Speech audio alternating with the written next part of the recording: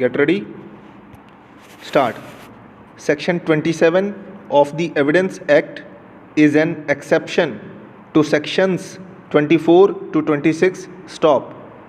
Admissibility under section 27 is relatable to the information pertaining to a fact discovered. Stop.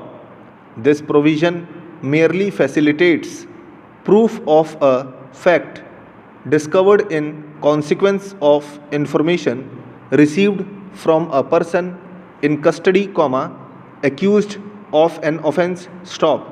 Thus, it incorporates the theory of confirmation by subsequent facts, facilitating a link to the chain of events. Stop.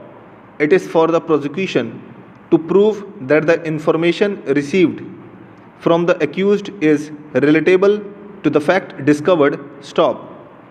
The object is to utilize it for the purpose of recovery as it ultimately touches upon the issue pertaining to the discovery of a new fact through the information furnished by the accused. Stop. Therefore, section 27 is an exception to sections 24 to 26 meant for a specific purpose and thus be construed as a proviso. Stop para.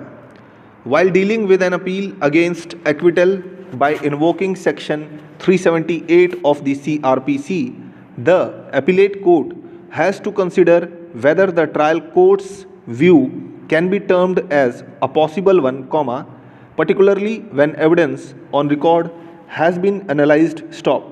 The reason is that an order of acquittal adds up to the presumption of innocence in favor of the accused. Stop. Thus, the appellate court has to be relatively slow in reversing the order of the trial court rendering acquittal. Stop.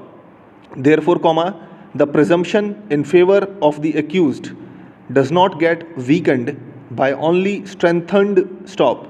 Such a double presumption that ensures in favor of the accused has to be disturbed only by thorough scrutiny on the accepted legal parameters. Stop para.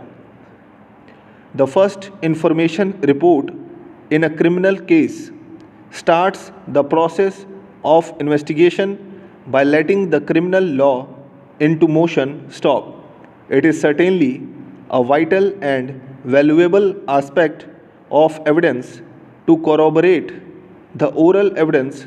Stop. Therefore, it is imperative that such an information is expected to reach the jurisdictional magistrate at the earliest point of time to avoid any possible antedating or anti-timing leading to the insertion of materials meant to convict the accused contrary to the truth, and on account of such a delay may also not only gets bereft of the advantage of spontaneity, there is also a danger creeping in by the introduction of a colored version, exaggerated account or concocted story as a result of deliberation and consultation. Stop. However, a mere delay by itself cannot be a sole factor in rejecting the prosecution's case arrived at after due investigation. Stop. Ultimately, it is for the court concerned to take a call. Stop. Such a view is expected to be taken after considering the relevant materials. Stop para. An inordinate and unexplained delay may be fatal to the prosecution's case, but only to be considered by the court, on the facts of each case. Stop.